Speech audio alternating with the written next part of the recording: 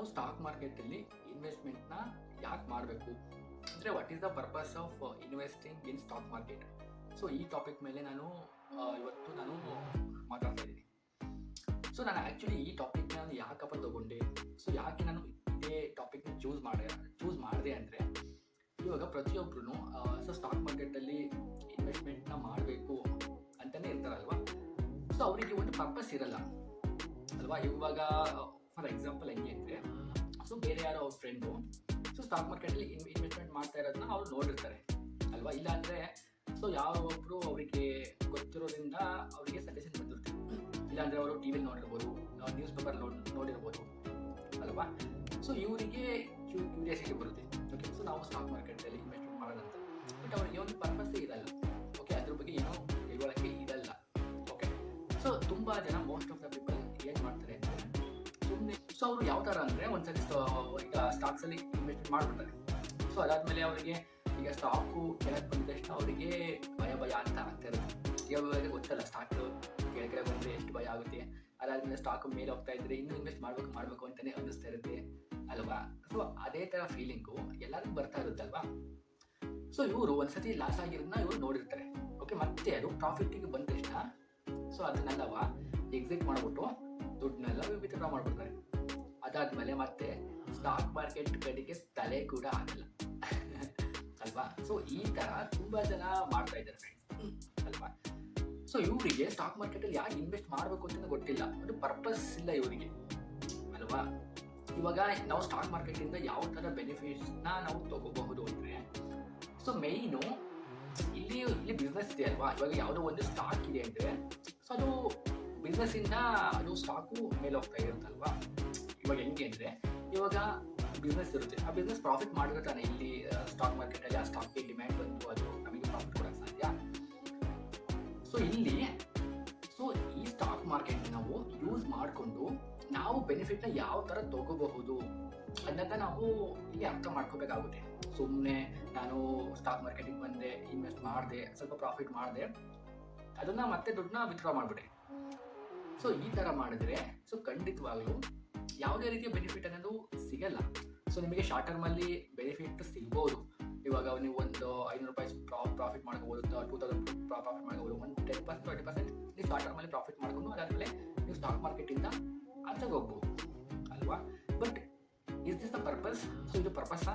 ನಿಜವಾಗ್ಲೂ ಇದು ಪರ್ಪಸ್ ಅಲ್ವೇ ಅಲ್ಲ. ಓಕೆ ಸೊ ನನ್ನ ಪ್ರಕಾರ ಹಂಗಾದ್ರೆ ಪರ್ಪಸ್ ಅಂದರೆ ಏನು? ಸೊ ನನ್ನ ಪ್ರಕಾರ ಪರ್ಪಸ್ ಅಂದರೆ, ಇವಾಗ ಫಾರ್ ಎಕ್ಸಾಂಪಲು ಸೊ ನೀವು ವರ್ಕಿಂಗ್ ಪರ್ಸನ್ ಅಂತ ಅಂದ್ಕೊಳ್ಳಿ, ಓಕೆ ಸೊ ನೀವು ದುಡಿತಾ ಇದ್ದೀರ. ಇಲ್ಲ ಅಂದರೆ ಇನ್ನೊಬ್ರು ಯಾರೋ ಒಬ್ಬರು ಬಿಸ್ನೆಸ್ ಮಾಡ್ತಾ ಇದ್ದಾರೆ ಅಂತ ಅಂದ್ಕೊಳ್ಳಿ, ಓಕೆ ಸೊ ಇಲ್ಲಿ ಅವರಿಗೆ ಒಂದು ಇನ್ಕಮ್ ಅಂತೂ ಇದ್ದೇ ಇರುತ್ತಾ. ಸೊ ಆ್ಯಕ್ಟಿವ್ ಇನ್ಕಮ್ ಅಂತಂದು ಸೊ ಅವರಿಗೆ ಬರ್ತಾ ಇರುತ್ತೆ. ಈಗ ಅವರು ಜೀವನ ಸಾಗಿಸ್ಬೇಕಲ್ವಾ, ಸೊ ಅವರು ಮಂತ್ಲಿ ಎಕ್ಸ್ಪೆನ್ಸಸ್ ಎಲ್ಲ ಇರುತ್ತಲ್ವಾ. ಸೊ ಅದನ್ನೆಲ್ಲ ನಿಭಾಯಿಸೋಕ್ಕೆ ಒಂದು ಆ್ಯಕ್ಟಿವ್ ಇನ್ಕಮ್ ಅನ್ನೋದು ಒಂದು ಇದ್ದೇ ಇರುತ್ತೆ, ಪ್ರತಿಯೊಬ್ಬರು ಇದ್ದೇ ಇರುತ್ತಲ್ವಾ. ಸೊ ಇಲ್ಲಿ ಏನು ಮಾಡಬಹುದು ಅಂದರೆ, ಸೊ ಅವರು ಏನೇನು ಎಕ್ಸ್ಪೆನ್ಸಸ್ ಇದೆ ಅದನ್ನೆಲ್ಲ ಅವರು ಖರ್ಚನ್ನ ಮಾಡಿಕೊಂಡು ಸೊ ಅಲ್ಲಿ ಸ್ವಲ್ಪ ಅಮೌಂಟ್ನ ಅವರು ತಿಂಗಳ ಉಳಿಸ್ಕೊಂಡು ಹೋಗ್ಬೇಕು ಅಲ್ವಾ. ಸೊ ಫಾರ್ ಎಕ್ಸಾಂಪಲು ಸೊ ಅವರಿಗೆ ಮಂತ್ಲಿ ಒಂದು 5,000 10,000 ಅವರಿಗೆ ಸೇವ್ ಮಾಡೋಕ್ಕಾಗುತ್ತೆ, ಸೇವ್ ಮಾಡಿರೋ ಅಮೌಂಟ್ನ ಇನ್ವೆಸ್ಟ್ ಮಾಡೋಕ್ಕಾಗುತ್ತೆ ಅವರಿಗೆ ಅನ್ನೋದಾದರೆ, ಸೊ ಅವರು ಸ್ಟಾಕ್ ಮಾರ್ಕೆಟಲ್ಲಿ ಬಂದು ಇಂಡೆಕ್ಸ್ ಫಂಡ್ ಅಂತ ಇದ್ದಾವೆ ಅಲ್ವಾ. ಸೊ ಇಂಡೆಕ್ಸ್ ಫಂಡಲ್ಲಿ ಇನ್ವೆಸ್ಟ್ ಮಾಡ್ಬೋದು. ಸೊ ಈ ಇಂಡೆಕ್ಸ್ ಫಂಡ್ ಅಂದರೆ ಏನು ಅಂದರೆ, ಸೊ ನಿಮಗೆ ಸಿಂಪಲ್ ಆಗಿ ಹೇಳ್ಬಿಡ್ತೀನಿ. ಇಂಡೆಕ್ಸ್ ಫಂಡ್ ಅಂದರೆ ಇವಾಗ ಅದಕ್ಕೆ ಎಕ್ಸಾಂಪಲ್ ಕೊಡೋದಾದ್ರೆ ನಿಫ್ಟಿ ಬೀಸ್ ಆಗಿರ್ಬೋದು, ಅದಾದಮೇಲೆ Nifty IT mid 150 base. So ಈ ಥರ ಇಂಡೆಕ್ಸ್ ಫಂಡಲ್ಲಿ ನೀವು ಇನ್ವೆಸ್ಟ್ ಮಾಡ್ಕೊಂಡು ಹೋದರೆ ಸೊ ನಿಮಗೆ ಆ ಫಂಡು ಬೆಳೆದಂಗೆ ಸೊ ನಿಮಗೆ ಚೆನ್ನಾಗಿ ರಿಟರ್ನ್ ಬರ್ತಾ ಹೋಗುತ್ತೆ. ಸೊ ಇವರೇ ಎಕ್ಸ್ಚೇಂಜ್ ಟ್ರೇಡೆಡ್ ಫಂಡ್ ಅಂತ ಕೂಡ ನಾವು ಕರಿತೀವಿ. ಸೊ ನೀವು ಇಂಡಿವಿಜುವಲ್ ಸ್ಟಾಕ್ಸಲ್ಲಿ ಇನ್ವೆಸ್ಟ್ ಮಾಡ್ತೀರಲ್ವಾ, ಸೊ ಅದರಲ್ಲಿ ಸ್ವಲ್ಪ ಜಾಸ್ತಿ ರಿಸ್ಕ್ ಇರುತ್ತೆ. ಬಟ್ ನೀವು ಇಲ್ಲಿ ಇಂಡೆಕ್ಸ್ ಫಂಡ್ ಅಂತ ಮತ್ತು ETF ಅಲ್ಲಿ ನೀವು ಇನ್ವೆಸ್ಟ್ ಮಾಡೋದ್ರಿಂದ ಸೊ ನಿಮಗೆ ಅಷ್ಟು ರಿಸ್ಕ್ ಇರೋದಿಲ್ಲ ಇಲ್ಲಿ ಅಲ್ವಾ.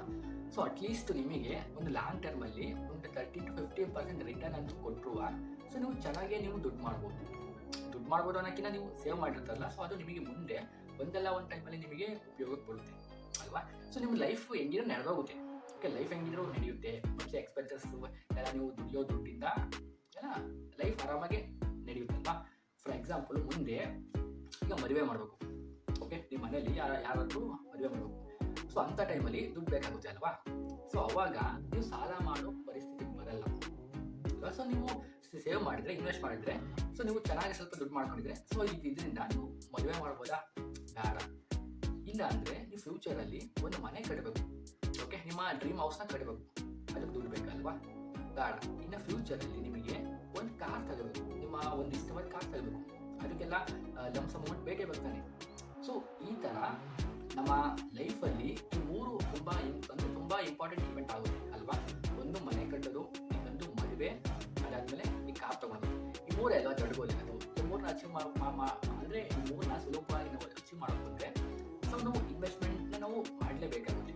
ಓಕೆ, ಸೊ ನಾವು ಈ ಥರ ಇನ್ವೆಸ್ಟ್ ಮಾಡೋದ್ರಿಂದ, ಸೊ ಈ ಥರ ನಾವು ಪರ್ಪಸ್ನ ಸ್ಟಾಕ್ ಮಾರ್ಕೆಟಲ್ಲಿ ಕ್ರಿಯೇಟ್ ಮಾಡ್ಕೊಳ್ಳೋದ್ರಿಂದ ನಮ್ಮ ಒಂದು ಡ್ರೀಮ್ಸ್ ಏನಿದ್ದಾವೆ, ನಮ್ಮ ಒಂದು ಡಿಸೈರ್ಸ್ ಏನಿದ್ದಾವೆ, ಸೊ ಅದನ್ನ ನಾವು ಫುಲ್ಫಿಲ್ ಮಾಡ್ಕೋಬಹುದು ಅಂತಂದು ನಾನು ಹೇಳಕ್ಕೆ ಇಷ್ಟಪಡ್ತೀನಿ ಫ್ರೆಂಡ್ಸ್ ಅಲ್ವಾ? ಸೊ ಯಾಕೆಂದರೆ ನಮ್ಮದು ಇರೋದು ಈ ಪುಟ್ಟ ಒಂದು ಲೈಫ್ ಇದೆ ಅಲ್ವಾ? ಒಂದೇ ಲೈಫ್ ಅಲ್ವಾ? ಎಲ್ಲರಿಗೂ ಒಂದೇ ಲೈಫ್.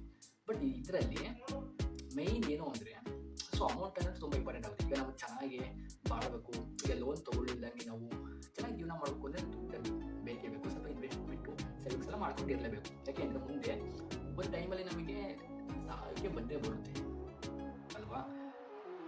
ಸೊ ಹಂಗಾಗಿ ಸೊ ನೀವು ಮಂತ್ಲಿ ಏನು ಇನ್ವೆಸ್ಟ್ಮೆಂಟ್ ಮಾಡ್ಕೊಂಡು ಹೋಗ್ತೀರಾ, ಸೊ ಅದು ಒಂದು 10 ವರ್ಷ 15 ವರ್ಷ ನೀವು ಇದೇ ಥರನೇ ಕಂಟಿನ್ಯೂ ಮಾಡ್ಕೊಂಡು ಹೋದರೆ, ಸೊ ನೀವು ಮುಂದೆ ಬೇರೆ ನೀವು ಸಾಲ ಮಾಡೋ ಒಂದು ಪರಿಸ್ಥಿತಿ ಇರಲ್ಲ, ಬೇರೆ ಒಂದು ಅಮೌಂಟಿಗಾಗಿ ನೀವು ಕೇಳುವಂಥ ಪರಿಸ್ಥಿತಿ ಇರಲ್ಲ ಅಲ್ವಾ? ಸೊ ಇವಾಗಿನ ಕಾಲದಲ್ಲಿ ನೀವು ನೋಡ್ಬೋದು, ಸೊ ಒಂದು ಮದುವೆ ಮಾಡೋಕ್ಕೆ ಎಷ್ಟು ಖರ್ಚಾಗುತ್ತೆ ಅಂತ ಅಲ್ವಾ? ಸೊ ನೀವು ಈ ಥರ ಸಡನ್ನಾಗಿ ಏನಾದ್ರು ಸಿಚುವೇಶನ್ಗಳು ಬಂದಾಗ ಏನು ಮಾಡ್ತೀರಾ? ಸೊ ನೀವು ಬೇರೆ ಯಾರನ್ನ ಸಂಬಂಧಿಕರು ನೆನೆಸ್ಕೊಂಡು ಬರೋಕ್ಕಾಗುತ್ತಾ? ಈಗ ಸಂಬಂಧಿಕರು ಹೆಂಗಿದ್ದಾರೆ ಇವಾಗಿನ ಕಾಲದಲ್ಲಿ ಅಂತಂದು ನೀವೇ ನೋಡ್ಬೋದಲ್ವಾ? ಸೊ ದುಡ್ಡಿದ್ರೆ ಮಾತ್ರ ಸಂಬಂಧಿಕರು, ದುಡ್ಡಿಲ್ಲ ಅಂದರೆ ಯಾರೂ ಇಲ್ಲ. ಸೊ ಅದಕ್ಕೋಸ್ಕರ ನೀವು ಸೊ ಇದ್ರ ಮೇಲೆ ಫೋಕಸ್ ಮಾಡಬೇಕಾಗುತ್ತೆ ಅಲ್ವಾ? ಸೊ ಫಾರ್ ಎಕ್ಸಾಂಪಲ್ ಅಟ್ಲೀಸ್ಟ್ ನೀವು ಒಂದು 15,000 ಓಕೆ 15,000 ನೀವು ಒಂದು 15 ವರ್ಷ ಇನ್ವೆಸ್ಟ್ ಮಾಡಿಕೊಂಡ್ರು, ಸೊ ನೀವು 15 ಇಯರ್ಸ್ ಆದಮೇಲೆ 1 ಕೋಟಿ ನೀವು ರೀಚ್ ಮಾಡ್ತೀರಾ. ಓಕೆ, ನೀವು ಎಷ್ಟು ಜಾಸ್ತಿ ದುಡ್ಡು ಇನ್ವೆಸ್ಟ್ ಮಾಡ್ತೀರಾ, ಸೊ ಅಷ್ಟು ನಿಮಗೆ ಲಾಭ ಆಗ್ತಾ ಹೋಗುತ್ತೆ ಅಲ್ವಾ? ಮತ್ತು ಅದಾದ್ಮೇಲೆ ನೀವೆಷ್ಟು ಬೇಗ ಸ್ಟಾರ್ಟ್ ಮಾಡ್ತೀರಾ, ನೀವೆಷ್ಟು ಟೈಮ್ನ ಕೊಡ್ತೀರಾ. ಓಕೆ, ಸೊ ಅದ್ರ ಬೇಸಿಸ್ ಮೇಲೂ ಕೂಡ ನಿಮ್ಮದು ವೆಲ್ತ್ ಕ್ರಿಯೇಟ್ ಆಗ್ತಾ ಹೋಗುತ್ತೆ. ಯಾಕೆಂದರೆ ಈ ಕಾಂಪೌಂಡಿಂಗ್ ಅನ್ನೋದು ತುಂಬ ಚೆನ್ನಾಗಿ ವರ್ಕ್ ಆಗುತ್ತೆ ಸ್ಟಾಕ್ ಮಾರ್ಕೆಟಲ್ಲಿ. ಸೊ ನೀವೆಷ್ಟು ಲಾಂಗ್ ಪೀರಿಯಡ್ ಕೊಡ್ತೀರಾ ಸ್ಟಾಕ್ ಮಾರ್ಕೆಟಲ್ಲಿ, ಸೊ ಅಷ್ಟು ನಿಮಗೆ ಬೆನಿಫಿಟ್ ಆಗ್ತಾ ಹೋಗ್ತದೆ. ಓಕೆ, ಸೊ ಇದನ್ನ ಏನು ಮಾಡ್ಬೋದಪ್ಪ ಅಂದರೆ, ಸೊ ನಿಮ್ಮ ಲೈಫ್ ಒಂದು ಡಿಸೈರ್ಸ್ ಏನಿದೆ, ಸೊ ಅದನ್ನು ನೀವು ಸ್ಯಾಟಿಸ್ಫೈ ಮಾಡ್ಬೋದು ಅಲ್ವಾ? ಬಟ್ ಇದು ತುಂಬ ಜನಕ್ಕೆ ಗೊತ್ತಿಲ್ಲ. ಸೊ ಈ ಥರ ಮಾಡ್ಬೋದು ನಾವು ಅಂದರೆ ಒಬ್ಬರಿಗೆ ಗೊತ್ತಿಲ್ವಾ, ಸೊ ಅವರು ಕಂಟಿನ್ಯೂ ಮಾಡ್ಕೊಂಡು ಹೋಗೋಕ್ಕೆ ಇಷ್ಟಪಡಲ್ಲ. ಯಾಕೆಂದರೆ ಮಧ್ಯದಲ್ಲಿ ಅವರಿಗೆ ಬೇರೆ ಬೇರೆ ತೊಂದರೆಗಳು ಆಗ್ಬೋದು ಅಲ್ವಾ? ಸೊ ಮಧ್ಯದಲ್ಲಿ ಬೇಗ ಅವರು ಸ್ಟಾಪ್ ಮಾಡ್ಬೋದು. ಹೀಗೆ ನಮಗೆ ಆಯ್ದಾವೆ ಇಲ್ಲಿ ಹಾಕಿಸ್ಕೊಂಡು ಇನ್ವೆಸ್ಟ್ ಮಾಡೋಣ ಅಂತಂದು ಅವರಿಗೆ ಮಧ್ಯದಲ್ಲಿ ಅಡೆತಡೆಗಳು ಬರ್ಬೋದಲ್ವಾ? ಸೊ ಪ್ರಿವೆನ್ಷನ್ ಅಂತ ಏನು ಕರಿತೀವಿ. ಸೊ ಬಟ್ ಇದನ್ನೆಲ್ಲ ದಾಟಿ ನಾವು ಸೊ ಸೇವ್ ಮಾಡ್ಕೊಂಡು ಇನ್ವೆಸ್ಟ್ಮೆಂಟ್ ಮಾಡ್ಕೊಂಡ್ರೆ ಸೊ ಸ್ಟಾಕ್ ಮಾರ್ಕೆಟಿಂದ ತುಂಬ ಚೆನ್ನಾಗಿ ಅರ್ನ್ ಮಾಡಬಹುದು ಅನ್ನೋದನ್ನ ನಾನು ತಿಳಿಸ್ಕೊಡ್ತೀನಿ ಫ್ರೆಂಡ್ಸ್. ಆಲ್ರೆಡಿ ತಿಳಿಸಿದ್ದೀನಿ. ಸೊ ನಾನು ಇವಾಗ ಹೇಳಿದ್ದು ಇನ್ವೆಸ್ಟ್ಮೆಂಟ್ ಪರ್ಪಸ್ಸಿಂದ ನಾನು ಇದನ್ನ ಹೇಳಿದೆ ಅಲ್ವಾ? ಸೊ ಒಂದು ಪ್ಯಾಸಿವ್ ಇನ್ಕಮ್ ಕ್ರಿಯೇಟ್ ಮಾಡಿಕೊಂಡು ಒಂದು ಬೇಸಿಸ್ ಮೇಲೆ ನಾನು ಸೊ ಇದನ್ನು ನಿಮಗೆ ತಿಳಿಸಿದ್ದೀನಿ. ಸೊ ಈ ವಿಡಿಯೋ ನಿಮಗೆ ಇಷ್ಟ ಆಗಿದ್ರೆ ಲೈಕ್ ಮಾಡಿ, ಶೇರ್ ಮಾಡಿ ಮತ್ತು ಸಬ್ಸ್ಕ್ರೈಬ್ ಮಾಡಿ friends. Okay, so see you soon in my next video. So till then